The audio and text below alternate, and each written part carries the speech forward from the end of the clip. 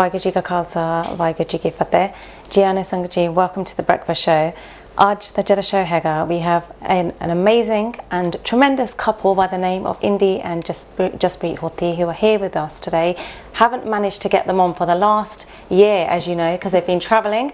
So as soon as they hit UK, I'd made sure that I'd probably bombarded them with God knows how many text messages and on social media. So they're here with us. We're going to find out a little bit about their travel and also just how it's been for them after their first year of marriage, as it's recently been their anniversary. So without further ado, let's go over and speak to them and find out a little bit more about their journey and what's upcoming in the future.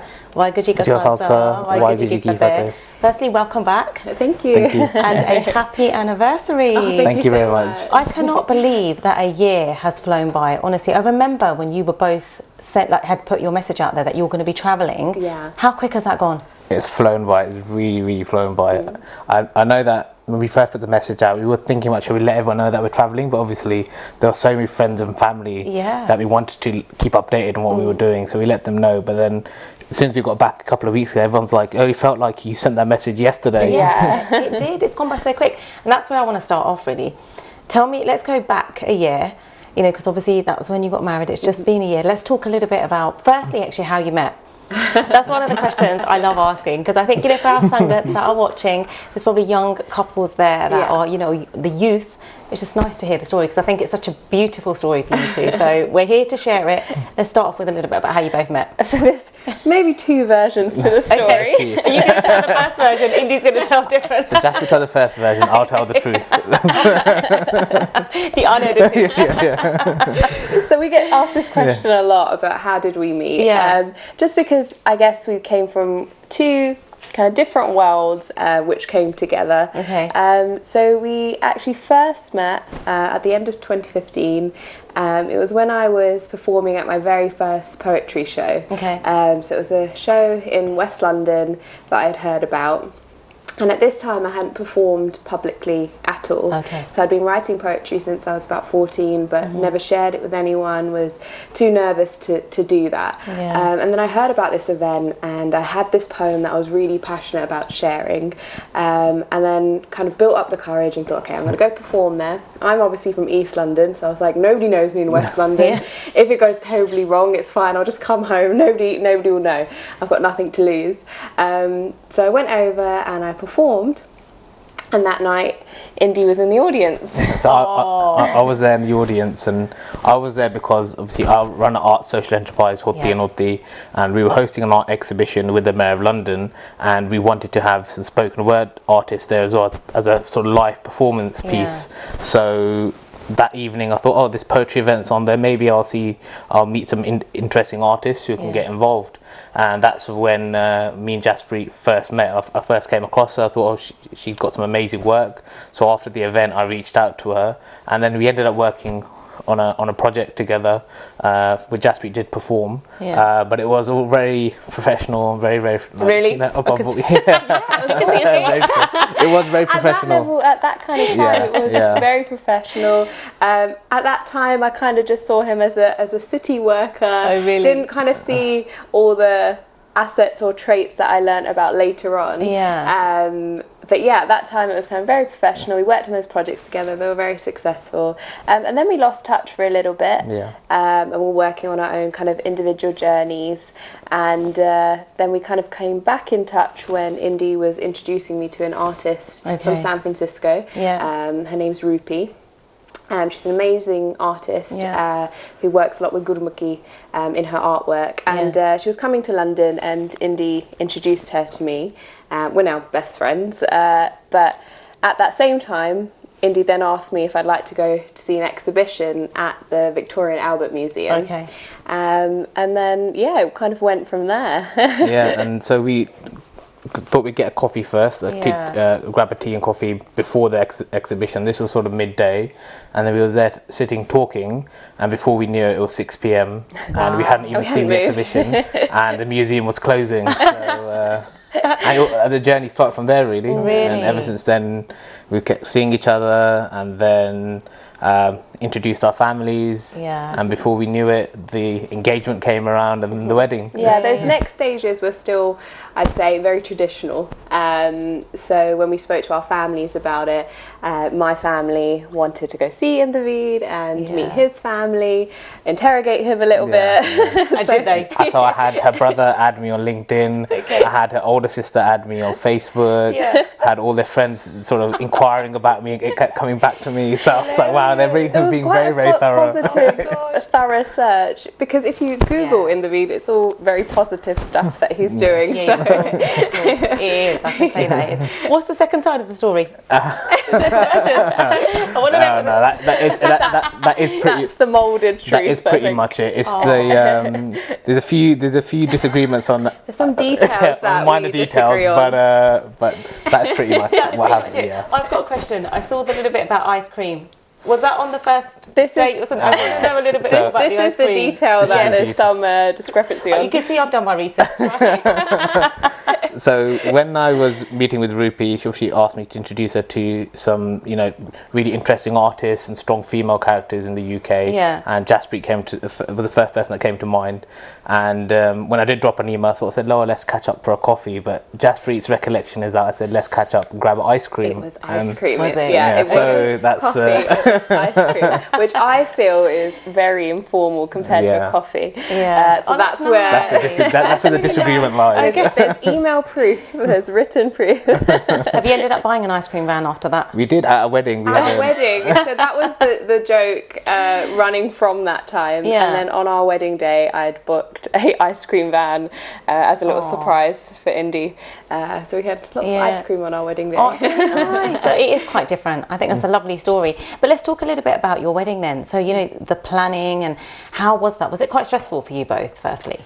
Because you're both really busy. It wasn't stressful at all, because I think obviously we both got a number of different things going on in our personal lives, both professionally and in terms of our passions. But I think it was very, very important to us, so we made time for it. Yeah. And also we focused on certain elements of the wedding that that we felt were important to us, and not so much other side of things. So obviously for our parents it was very, very important. I was the oldest in my family and Jaspreet was the youngest. So it was the first time in my family that someone in my age was getting married, and it was the last person in Jaspreet's family to get married, so it was a big deal for both families. And we really wanted to focus on the Anand Garage, because we were looking at sort of weddings around us and the wider wedding industry, and you could kind of see it's becoming so flamboyant, and it's losing the essence of what a wedding is about, which is two individuals and two souls coming together, rather than this huge flamboyant display and people getting caught up in the whole event itself. So we focused really on the Anand Garage and the day sort of leading up to the wedding, but we decided, because of that, not to have a sort of huge reception on the day. We just wanted the main focus to be the Anand Garage and to have langar afterwards with all of our family together. That's amazing though, because I think you're right, it has changed so much from even the time of when our parents got married. And I think a simple wedding is always the best. And that's why I think yours, when I was following you guys and I saw that you'd really focused on that, I wanted to find out a bit more, because again, Sikh channel is worldwide, we've got a lot of youth that are watching. What's the message that you want to get across of why did you actually choose to have a simple wedding, and what was your reason? I think the main thing that comes down to it is what's important to you, and kind of looking back on your values and your principles and thinking, okay, what is important to me? And with the whole wedding itself, you do get wrapped up in, what other people are going to think, and that kind of, those ideas kind of filter into your head. But you kind of just need to step back from that and think, okay, what do we really want as a partnership, as a couple? What means the most to you? And for us, it came down to, okay, number one, our union with Guruji, and that was kind of the main thing for us. And then number two, kind of having that family time together. So that was our main focus, rather than this big blowout reception where the bride and groom don't even get to see everything that's going on anyway, and it's over so quickly. So that kind of wasn't a priority for us.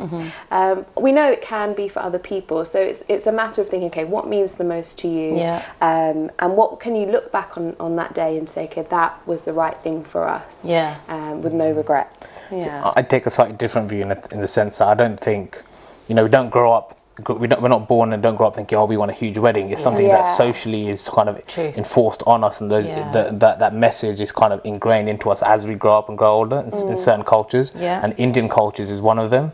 And so we just both thought it's quite a silly thing to do, and we'd rather spend some of that money on the foundation of our marriage. And one of the aspects of that, building that foundation, was to go traveling around the world together, to see the world together, because now's that time, we've got the opportunity. Why don't we do that rather than doing this whole big reception? And after we've come back, and whilst we were away, so many friends and family were like, that's such an amazing idea, which when we get married, that's what we'd like to do, hopefully, if we get the opportunity to do that. And I said, definitely, because you kind of see the world together, and you create a lifetime worth of memories in such a short space of time. That's true. And do you find the fact that you did do a year of travelling, it's better than actually doing a big wedding, staying at home, whether in the UK or wherever you are, that, I don't know, like, I just feel like you formed more of that bonding and that relationship more, because it was just the two of you. So I'm not saying that family is a problem, but the fact is that you went off and you kind of spent that time together. Do you feel that actually helped as well, that you did do that? Yeah, I guess because you are really focusing on each other and your relationship, and we, as Indy said, we're setting that foundation that we want to take forward into the rest of our lives. So we're learning so much about each other, we're learning so much about the world, and you're doing that together. And obviously you go through challenges and those sorts of things whilst you're traveling as well, but you're having very honest conversations very quickly, which I think is a very positive thing. And you're working on kind of those core values of how to communicate with one another, how to compromise, and also kind of the other side of things like finances, how to budget, and you're having kind of those serious conversations quite soon on, which we found was a really positive thing. So we've kind of come home and brought those same things back with us, and that same mind frame back home with us, which is brilliant, I think. Because I think it's fantastic what you did, and I loved looking at the YouTube videos and everything, and seeing so I want to talk more about that. Let's talk about the honeymoon from the beginning. But actually, firstly, who decided where you were going to go? When was that decided? So our first conversation about... Or was it two sides first? I mean, no. This is agreed on. Our first conversation about travelling was actually at that point when we were at the V&A. So when we first met, we were just talking about wanting to travel the world, see the world together. And that's where it really grew from. And then we sort of sat down, and literally with a globe in front of us, saying, okay, how do you want to travel the world? Where do you want to go? And it's such an amazing feeling, because you're just spinning the globe, like, where do we start? And then we kind of, after thinking about what we wanted to experience, we thought to ourselves, okay, we'll go as far east as possible. So we went to Japan, and we'll basically work our way west back home. And we decided to keep to two continents, so to keep to Asia and to Africa, rather than doing sort of North and South America all wrapped up together. Otherwise, we'll be traveling all the time, rather than really soaking up the culture and all the experiences. So that's what we decided to do, basically. So we start as far west as possible and work our way back. And I'd been backpacking before. I'd done it after university, so I had a sense of it and what we wanted to do. I'm also very laissez-faire about it. So when I first went, I thought to myself, okay, we just booked a flight, and we'll turn up there, and we'll find a hostel, we'll do whatever we need to do.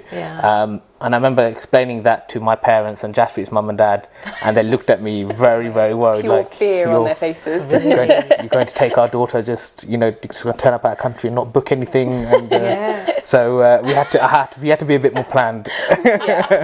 So we decided to kind of do a bit half-half. So we thought we'd book a few tours in the places that we knew we definitely wanted to go, just to kind of give us a little bit of a rough skeleton of, we need to get here by this date. So we had those things booked, and then kind of had a free time in between where we were just kind of taking it as we go along. And what about the luggage and clothes? And because I don't know much about backpacking, right? I will know by the end of this what did you take? How does that, just tell me a little bit, tell me an A to Z of basic backpacking. So you have between a 60 litre, 80 litre backpack. So one of the big backpacks that you see, 60 litre being the average size, 80 litres being slightly oversized. Right, okay. But that has absolutely everything. So all your clothes, your toiletries, your money, or whatever you have, and you might have a smaller day pack that you put in front of you.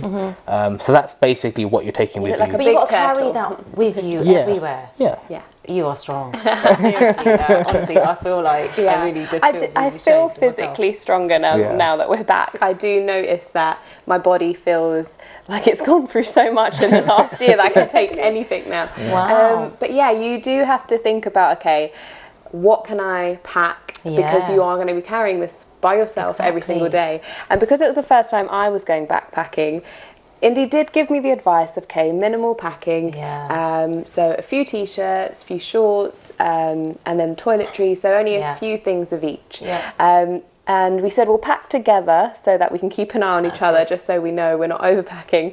But every time Indy went out of the room, I was throwing a few Adding more. things, adding it into the bag, which I soon regretted a couple weeks later, because I was like, I'm the one who has to carry this, so I don't know why I've done that. You should have thrown But- it into his bag. I should have. You did throw a few things. A few in my things bag, ended up in his bag as well. But yeah, you soon realise Yeah. that you don't even need as much of those things as you do thought. think. Yeah.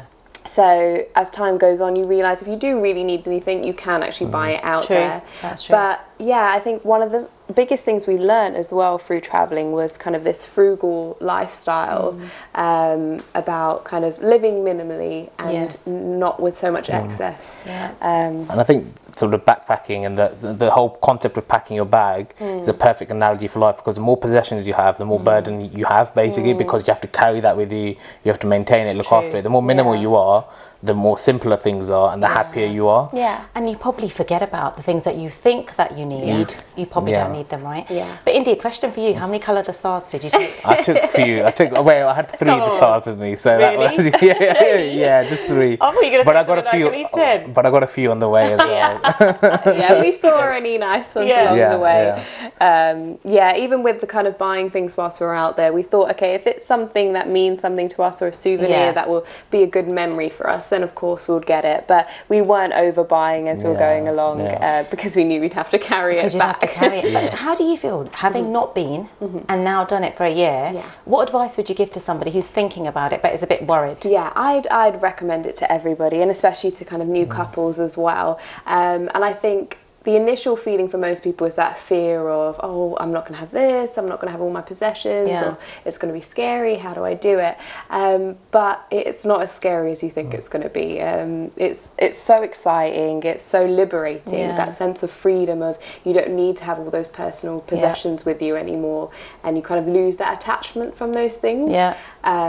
So yeah, we recommend it to everybody. And if you feel a little bit afraid of backpacking the entire way, Yes. then you could kind of break it up a little bit so that it's kind of maybe a little bit more. There's a lot of companies that organise sort of backpacking style tours. So you're with a group okay. of people and someone locally Yes. who's there. And I think to add to what Jaspreet said as well, I think there's a slight stigma in terms of staying in hostels as well in the UK, because we have a certain image of what Yeah. hostels are. Yeah. But around the world, especially in Asia, hostels are essentially boutique hotels. They're Right, no okay. different from some smaller chain hotels where Yes. you can stay in a dorm where there's sort of between 4 to 12 people Yeah. staying there. You've got you're sharing all the amenities, but they're all very, very nice. Or you can have your own private room, and I mean they vary from between $5 up to $15 a night, which is not bad, is it? very, very cheap Yeah. compared to what we're used to paying in terms of hotel prices say in the UK. So Yeah. you can see how affordable it can be to travel around the world as well. And in terms of the countries that you went to, so I want to talk more about that really. Kind of what it was that you saw, how it was what have you taken away from each and every country? So maybe we could start from right at the beginning with Japan. Yeah. So I think Japan is funny because it's one of the first countries we visited, and also one of our favourites as well. Okay. And because the culture is so unique, so obviously Japan has always been economically considered a developed nation alongside Northern America, Europe. However, they developed and they were never colonized. So they sort of developed their own unique culture that was never influenced by anyone else. So you've got all your luxuries that you're used to, but everything's done in a slightly different way. Yeah. And so as soon as you start scratching beneath the surface, you start seeing all these sort of little quirks. And the culture is so interesting as well, because on one end of the spectrum, you've got this very formal, very strict sort of culture.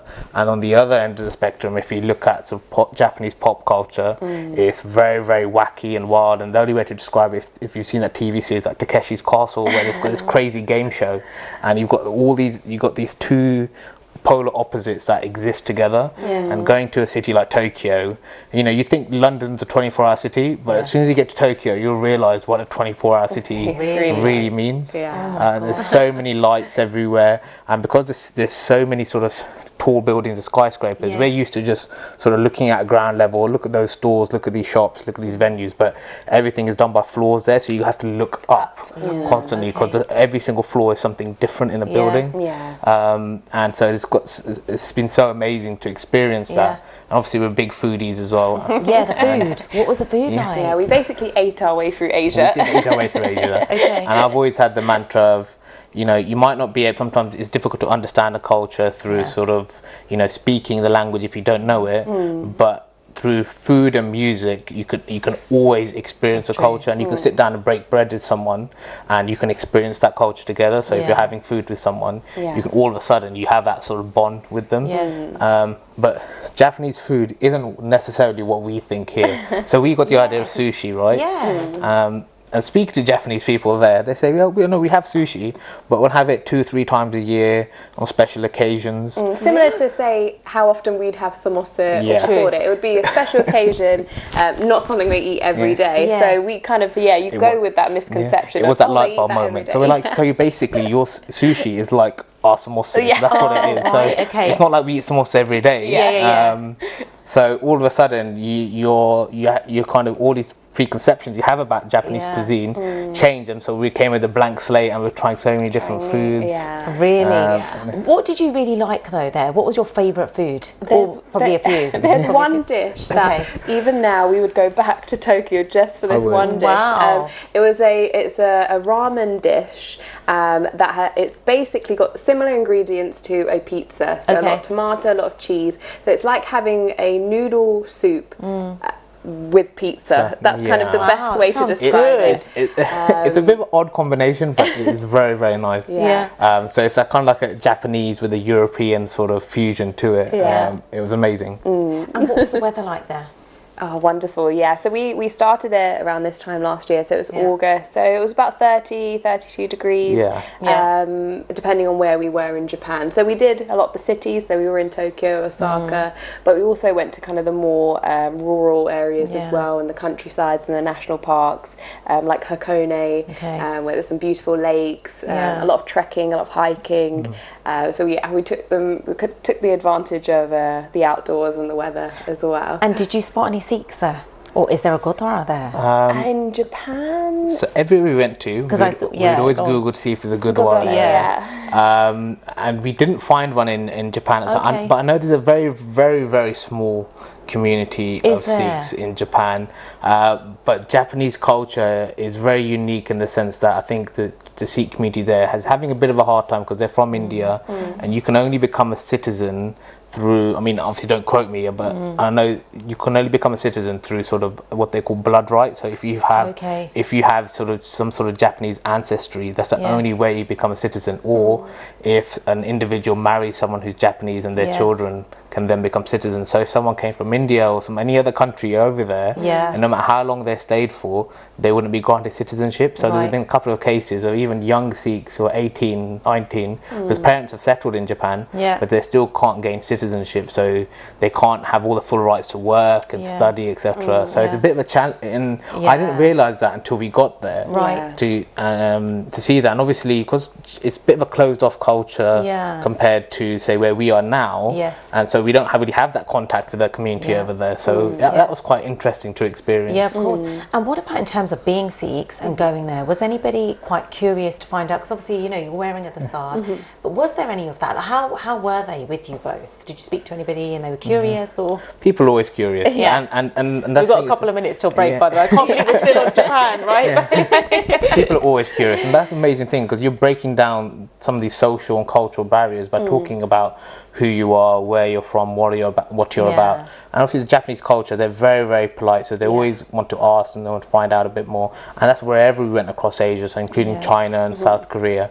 And people are asking us about, so where are you from? And people always get a rough idea. So sometimes people might get confused between Middle East and India. But on the most part, they would usually get India right. The reason being is people watch so much Bollywood all across Asia and Africa, so they have quite a good sense. So they'll get India first, and then they'll ask you about, okay, so what's your faith? What do you believe in? And obviously, all of a sudden, it's kind of like a cross-cultural exchange kind of piece, just from having a small conversation with someone. Really positive, yeah. That's really good. Yeah, the majority of our interactions were really positive. They were willing to learn, we were willing to learn, so that was really special. And before we're going to go to break shortly, but what is country 2 after that? What was after Japan? Then we went to South Korea. Okay, so we're going to come back on that. But before we go to break, really quickly, did you two ever get annoyed with each other? Have you got on each other's nerves? There's one thing we would fight over. One thing. There's only one thing.